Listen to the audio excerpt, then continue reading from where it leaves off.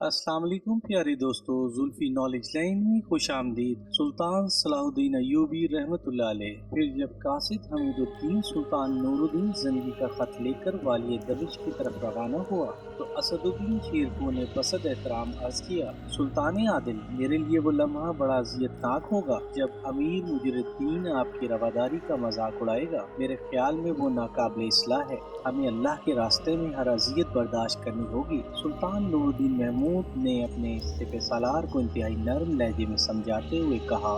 सुल्तान नूरुद्दीन महमूद ने अपने सिपह सालार को इंतहाई नरम लहजे में समझाते हुए कहा, दुआ करो कि इसकी नीयत बदल जाए।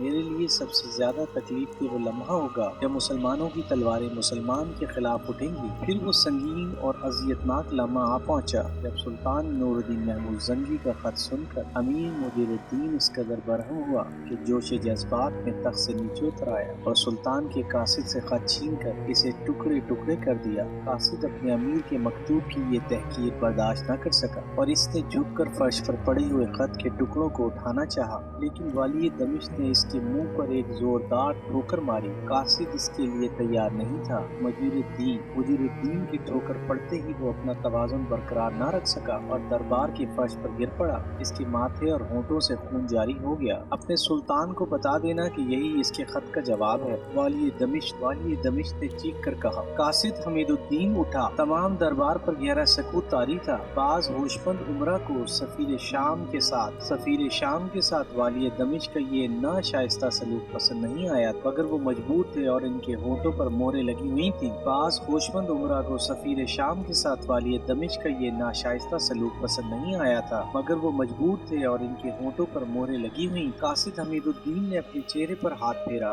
नतीजतन इसका पूरा हाथ खून से रंगीन हो गया। हमीदुद्दीन चंद लम्हों तक अपने हाथ को देखता रहा, फिर निहायत बेवकाना लहजे में अमीर मुजरुद्दीन से मुखातिब हुआ। वाली दमिश्क का ये तर्ज अमल मर्दों के शायान शान नहीं था। मैं जलालत माब सुल्तान नूरुद्दीन महमूद जंगी का सफीर हूँ और ये ठोकर मेरे मुंह पर नहीं, सुल्तान आदिल के चेहरे मुबारक पर मारी गई है। ये कहकर कासिद हमीदुद्दीन तेजी से मुड़ा और फिर इसने दरवाजे से निकलते वक्त अपना खून आलूद हाथ दीवार पर रख दिया। अमीर मुजरुद्दीन और दूसरे हाजरीन दरबार सफीर शाम के इस अमल को हैरत से देख रहे थे। कासिद हमीदुद्दीन कुछ देर तक इसी हालत में खड़ा रहा, फिर इसने अपना खून आलूद हाथ उठा लिया। दीवार पर इसके हाथ का पूरा नक्श उभर आया था। मैं अपने खून का निशान छोड़े जा रहा हूँ, बाकी अल्लाह जानता है कि वो इस खून का हिसाब किस तरह लेगा। ये कहकर सफीर शाम दरबार दमिश्क से निकल गया। हुज्जत तमाम हो चुकी थी। सुल्तान नूरुद्दीन महमूद जंगी ने अपने कासिद का जख्मी चेहरा देखा, शमशीर बेनियाम की और अपने लश्कर को दो हिस्सों में तकसीम कर दिया। मशरिक की तरफ से असदुद्दीन शेरको ने जबरदस्त हमला किया, यहाँ तक कि वो यलगार करता हुआ शहर पनाह तक जा पहुँचा।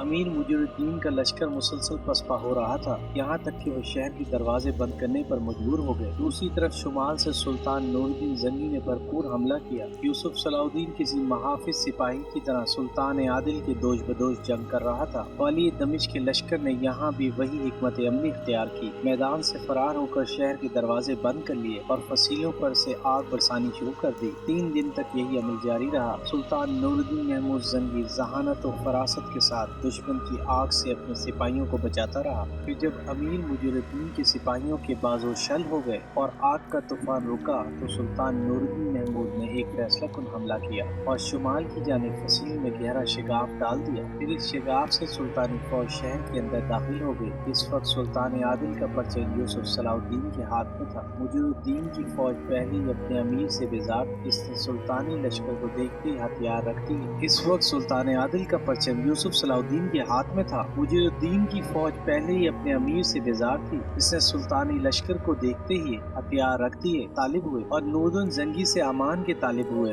फिर कुछ देर बाद ही सुल्तान नूरुद्दीन महमूद जंगी के नकीब दमिश्क की शाहराहों पर खड़े होकर बाआवाज़ बुलंद ऐलान कर रहे थे, सुल्तान आदिल का हुक्म है कि किसी के जानो माल को नुकसान न पहुँचाया जाए, कोई शामी सिपाही किसी के घर में दाखिल न हो, जख्मियों की तीमारदारी की जाए और किसी भागने वाले शख्स का ताकुब न किया जाए। इस ऐलान ने अहले दमिश्क के बदहाल चेहरों पर खुशी की तेज लहर दौड़ा दी। کی سلامتی ہے ہر اس شخص کے لیے جو اس پرچم کے سائے میں کھڑا ہوا۔ یہ آواز یوسف صلاح الدین کی تھی جو اہل دمشق کو پکار رہا تھا۔ پھر دیکھتے ہی دیکھتے ہزاروں مقامی باشندے سلطان عادل کے جھنڈے کے نیچے جمع ہو گئے اور ان کی دعاؤں کے شور سے پورا دمشق گونج اٹھا۔ حق تعالیٰ سلطان کو دونوں جہان میں جزائے عظیم دے کہ ان کی مجاہدانہ کوششوں نے ہمیں ظالم و بدکار حکمراں سے نجات دلائی۔ والی دمشق نے قلعے کے فصیل سے اپنی شکست کا یہ منظر دیکھا۔ امیر مجر الدین کے ساتھ چند عمرہ بھی تھے، اس نے ان پر قہر آلود نظریں ڈالی۔ پھر شاہ یروشلم بالڈون ثالث کو مغالزات بکتے ہوئے بولا، وہ میری مدد کے لیے اپنی فوج کب بھیجے گا؟ شہر پر نور الدین کا قبضہ ہو چکا، کیا عیسائی لشکر اس وقت آئے گا جب میرے قلعے کی اینٹ سے اینٹ بچ جائے گی؟ ایپیسوڈ 32 اختتام پذیر ہوئی۔